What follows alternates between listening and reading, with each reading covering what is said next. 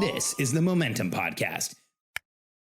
As entrepreneurs, when we start our businesses, we literally have to do everything to get that business off the ground, up and running, to the point where it's productive, where it's making money, where it's doing what it needs to do. And then there's a point that as we build a team, our main role, one of the main things that we need to focus on, probably the thing we should be focused on the most, is delegating what we have done to get the business to where it is, to a team, to the people around us. And the challenge with delegation for most entrepreneurs, myself included, is that we're not good at it. And we stop trusting delegation and we become suspect of delegation and we hold on to too much and we get stuck in the tactics and the day-to-day of our businesses. And that's why I'm recording this podcast, because over the course of being an entrepreneur for over 30 years and working with entrepreneurs for that same period of time, I've learned a way to make delegation permanent, which changes everything in the way that we take what we do and give it to those around us so that we can move on to more important things and more strategic things and have the freedom and the life we want.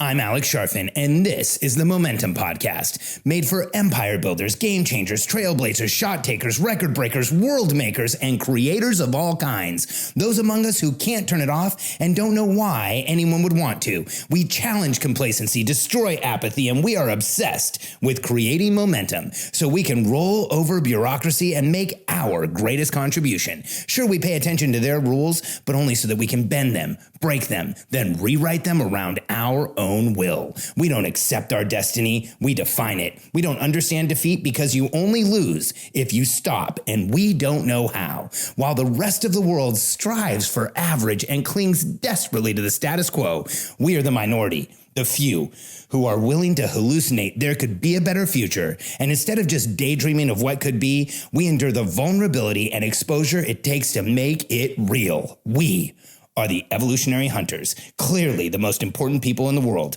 because entrepreneurs are the only source of consistent, positive human evolution, and we always will be. Recently, we held one of our member events, and I get so much out of being at our member events because I want to take you inside the room in this podcast and just give you an impression of what it's like to be there. You know, when you come to one of our events, everyone in the room is working on similar things because the majority, and I mean 90% plus, have $1 million plus businesses. And there's a percentage of those that have 8-figure businesses and businesses that are scaling quickly. And, you know, in a lot of rooms, you don't get that. You get a mix of entrepreneurs. You get some people who are starting out, some people that are in one stage of business, some people that are in another. And you don't get a room where everyone is in that $1 million plus place of, how do I start really growing this business? How do I use the leverage of people around me and a team? How do I become the visionary that I want to be and gain the entrepreneurial freedom that I got into this for the reason I got into this in the first place? How do I get to that place where I have the freedom that we all want as entrepreneurs? And I believe there comes a time as an entrepreneur where when we start building that team, the most important thing that we do is delegate everything we've done to get the business to where it is today so that we can get the business to where we want it to be tomorrow, so that we can get the business to where it grows to where we feel and we know and we see that it should be. And we can get to the business to where it is giving us the entrepreneurial freedom that we really want. And that is delegation. It's delegating from what we're doing to the people around us. And here's the issue with delegation. Most of us delegate, especially in our early days, without a process. I know I did. When I first got into business, I didn't understand how to delegate. I expected the people around me to see what I was seeing. I expected the people around me to understand what I was understanding. I would delegate and it wouldn't work. I would actually delegate to things to people and it would come back to me. I call it boomerang delegation. For my Australian friends. It's funny. I've had 3 or 4 of my Australian friends bring boomerangs from Australia and give them to me. But you know what I'm saying? What I'm saying is we delegate it and it comes right back. And maybe the whole task doesn't come back. Maybe the whole issue doesn't come back, but we get back involved and we have to answer questions and we have to be involved in the process, or we have to be watching the process or micromanaging the process. And all of those do not create confidence in delegation. And here's the issue when we don't create confidence in delegation. When we try to delegate something simple, when we try to delegate a task and it doesn't work, we don't trust delegation. And that impression, that conditioning of not trusting delegation conditions us to hold on to things rather than to delegate it to the people around us. And you've probably been through this if you've been an entrepreneur for a while. You've probably been through trying to take something you're doing and giving it to somebody and having it not work out, or having it work out for a period of time and then having it boomerang back to you, or having it work out for a period of time and then hearing that there's issues, or having it work out for a period of time and catching mistakes and seeing issues in it. And I've been through this myself. And, in my 20s, I ran a successful company from the outside. From the inside, it did not feel successful because on a day-to-day basis, I was trapped in tactics. On a day-to-day basis, I was running the day-to-day and involved with checking all the boxes and making sure everyone was doing what they were supposed to be doing. I was in this micromanagement, tactical management, telling people what they needed to do, checking it got done, telling them what to do again, and just felt trapped in my business. And even though it was financially successful, even though it was award-winning, even though I made way more money than the average person my age, especially in my 20s, it didn't feel successful. It felt like a trap. It felt overwhelming. It felt like the pressure and noise went up on a daily basis. And now that I'm 50, I turned 50 this year.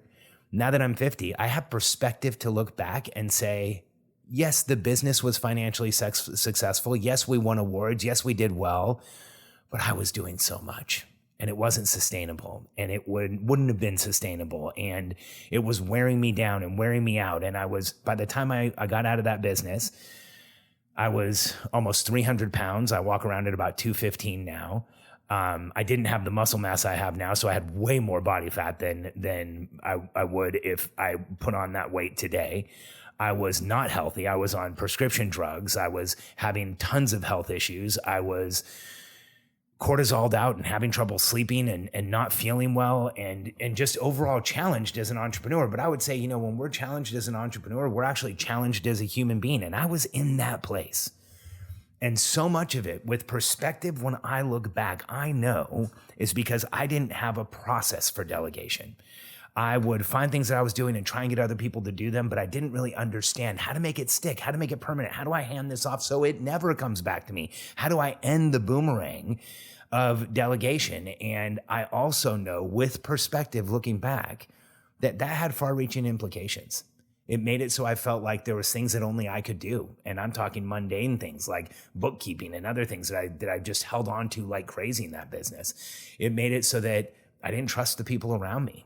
And, I didn't trust human beings when what was really missing was a process. And because I didn't trust human beings, I did more, and I didn't trust my team. I did more than I should. I worried more than I should. I had many late nights that I shouldn't have had. I had many sleepless nights that I shouldn't have had. So the implications were massive and damaging and challenging. And I feel good that I got out of it. I feel lucky that I got out of it. And I feel even luckier that over time, I had the insights and the space and the coaching and the growth so that I could create a delegation process that actually works, and a delegation process that actually moves stuff from my plate to somebody else's plate, stuff from my responsibilities to somebody else's responsibilities, and it does so permanently. So today, I want to share with you exactly what I shared with our members, the process I shared with our members in our event to help them permanently delegate so that we start trusting delegation, so that delegation actually works, so that we see delegation as a tool that we can do more and we can grow our business and we can stop doing everything and we can have the time and space we want for our family, for ourselves, for our health, for that concept of freedom that we're all chasing. And so let me share with you the process that I shared with everybody who was in our event, and this process that I got incredible feedback on after the event. I had so many people come up to me and say, man, you know what? The way that you explained delegation this week, I have so much more confidence that I can do it. I even had somebody come up to me and say, ever since I've been in your program, you've said delegate the things that you're good at, and it's always scared me because when you say that, I'm like, but I'm the one who's good at it. And if I delegate the things I'm good at, then we won't be good at it anymore. And today, when you explained delegation and you gave us the process, it made me feel like I could delegate anything. So let me share it with you. I want to take you through this process. So first, the first step to delegation, I believe, is understanding what you should be delegating right now. Because in order for you to trust delegation, in order for you to feel the effects of delegation, we should be taking the right thing off of your plate. We should be taking pressure and noise off of your plate and handing it to somebody who eventually is going to be better at it than you. I want you to understand that. This process for delegation will create an environment, a system, a process where no matter how good you are at something, somebody else will eventually be better at it than you. And I say that with confidence because of the experience I have with myself, of the experience I have with entrepreneurs, of the experience that I have seeing this process work over and over again. And here's the other reason why. As visionaries, the main role we play is we get up every morning, we go into the future, we create a new reality, we come back to the present, and we demand that reality becomes real. And that process takes time, it takes energy, it takes focus. It draws us away from the current day. It draws us away from the present. It draws us away from the day-to-day, minute-to-minute activities that we're doing. And it makes it so that other people who don't do that as often or don't do that as much as we do, I believe everybody on your team's a visionary. They all do that in some way. We just do it a lot more than others. And so the people who don't do it as much as we do, the people who stay more in the present, the people who execute better in the present will always be better than us when we have a process for delegation. So step one to determine what you should be delegating is you do a 2-week time study. And that means for 2 weeks, you carry around sheets of paper. Don't do this in an app. Don't do this in your phone. Don't do this in your calendar. It just doesn't have the same effect. There's something psychological about writing things down. There's something about actually putting it down with pen and paper that physiologically connects you to what's really happening and makes a bigger impression on you. I know because I've had people tell me I did the written time study, then I tried to do it in an app, and it just was dramatically different. And I've tried to do it in an app. Believe me, I thought it would be so much easier, and I did it in an app, and I'm like, wow, this just didn't have the same effect.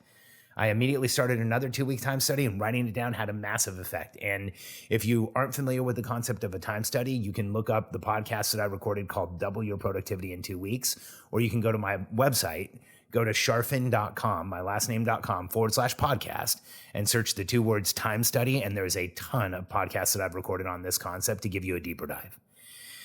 At the end of 2 weeks, when you've done your time study, look at where are you spending time that is tactical. And that means where are you spending time that you could have somebody else do something for you right now. And it's going to be revealing.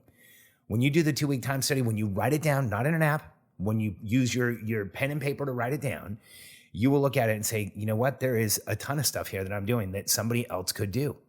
And it will reveal to you where you can get your time back most easily and where you can get your time back so that you can do other things. And so first you do the time study, and it's going to show you what you should delegate right now.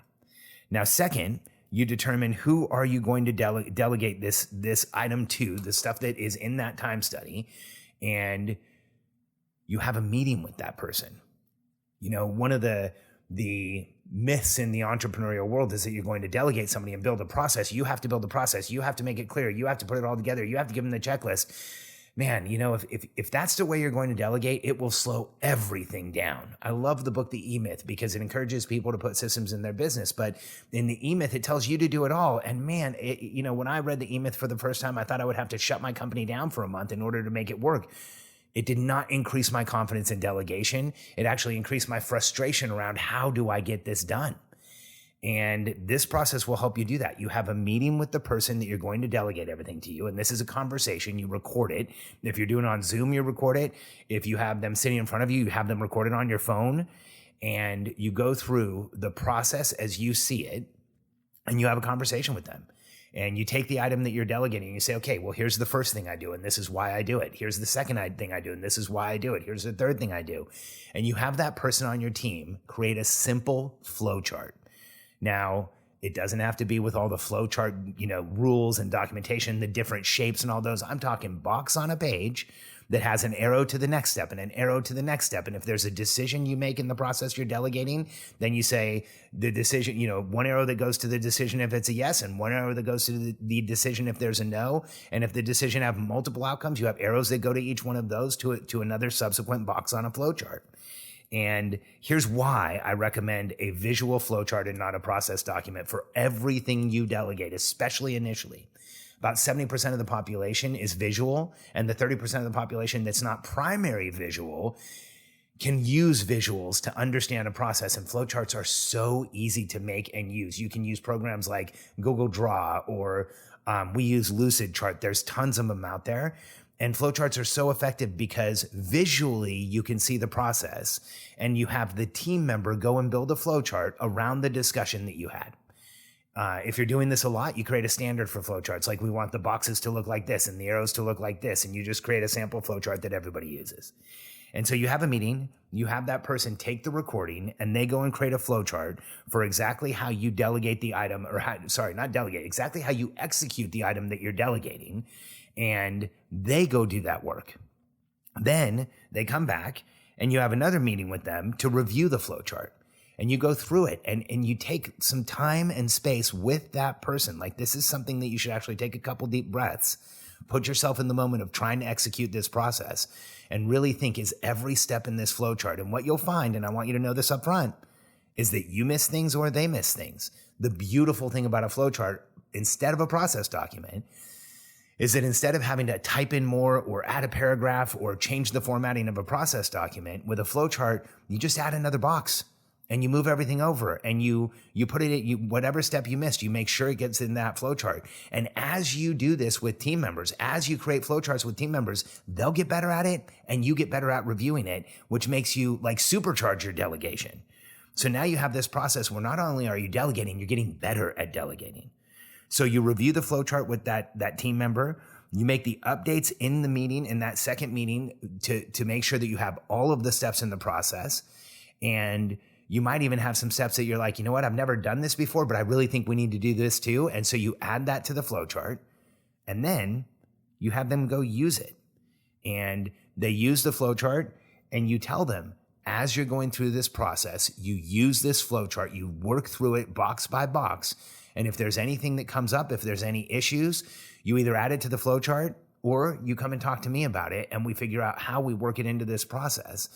And now you have a visual representation of something that only you knew how to do in the business that was created by one of your team members that they can use over and over again. And if something happens with that team member, if they get busy and they have to do other things, if they have to delegate it to somebody else, if they end up leaving your team for any reason, if they're out of the office for any reason, you now have a visual representation of exactly how this process works.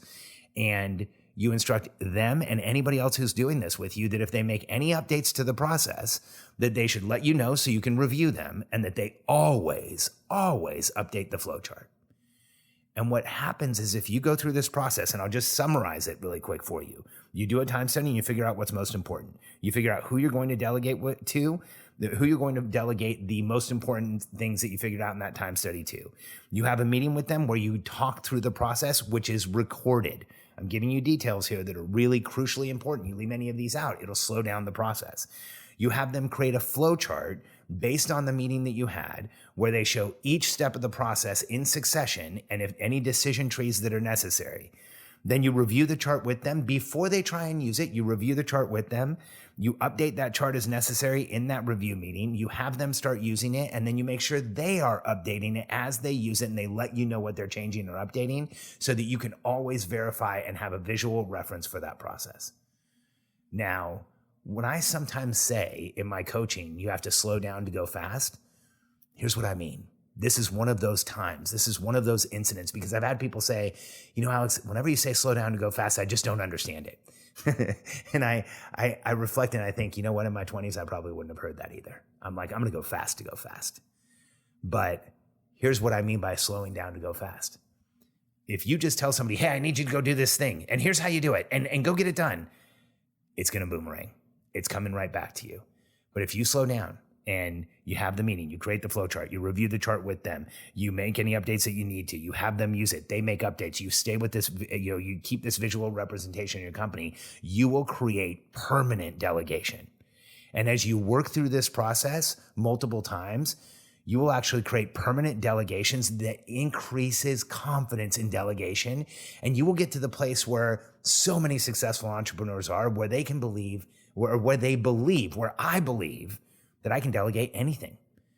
I don't believe any longer that there's anything that I'm so good at or anything that I'm so important in or any process that is so vital to have me included that I'm the only one that can do it. And when you get to that place of understanding that over time you can delegate anything, You get to the place where understanding that there's nothing you have to do, that there's always a way you can delegate it to somebody. And when you have that belief system start to actually become real for you, you start seeing that there's nothing your company can't do. You start seeing a different world of possibilities around you in what you can do and what outcomes you can create in the world. And you start having this completely different perspective of what's possible. Permanent delegation doesn't just free up our time. Permanent delegation indelibly changes the way we look at the world, and our beliefs around what is and isn't possible completely shift. This is one of those processes that has completely and totally changed my life, and I've watched it change so many entrepreneurs' lives. And the difference between someone who doesn't believe they can delegate and someone who has confidence in delegation that they can delegate anything is night and day. Because when we have this belief system, a whole new world of possibilities open up to us as entrepreneurs. So when you're willing to slow down and go through this process, what really happens is you go super fast. This is like going from the go-karts to an F1 car when it comes to really slowing down to go fast. You will create an entirely new speed that's possible because you can now sit down with multiple team members a week and delegate multiple items and end up with multiple flowcharts and end up with multiple revision meetings and end up with tons of stuff coming off your plate. Not just one or two things where you have to show the person step by step how to do it. Not just one or two things where you have to walk them through physically how to do it. This actually creates this process, this culture of delegation for you as an entrepreneur, and this culture of taking on responsibility for your team in a way that creates permanence and a way that makes it stick, and in a way that will absolutely change your life as an entrepreneur. Thanks for being with me here today and for letting me share this with you, because I think if you are willing to take this to heart and go through this process, it will absolutely change your career as an entrepreneur and give you back time, give you back focus, give you back your life. And if you learn how to do this over time, it will give you the freedom you have always wanted as an entrepreneur. Make delegation permanent and everything in your life will change. If you're interested in help with building a team and delegating and building the infrastructure of your company and really understanding how to make more money in your organization and grow your business faster and go from 7 to 8 figures and 8 figures to multiple 8 figures and beyond, reach out to us. Go to simpleoperations.com. You should be in the room at our next event. If you have $1 million plus business, if you have a business where you're building a team, if you have a business where it is now about how can you get the help of a team, fully utilize that team so that you can grow the business, let's jump on a call. Go to simpleoperations.com, click the button on the homepage, answer a few questions for my team. One of us will jump on a call with you, and we will help you understand how you grow your business faster, how you get out of the day-to-day tactics, and how you really gain the entrepreneurial freedom you want while you create all the influence and the affluence, the success, the money, the income, the revenue, the profitability that you've always wanted. Simpleoperations.com. I appreciate you listening to the podcast, and I'll talk to you on the next episode.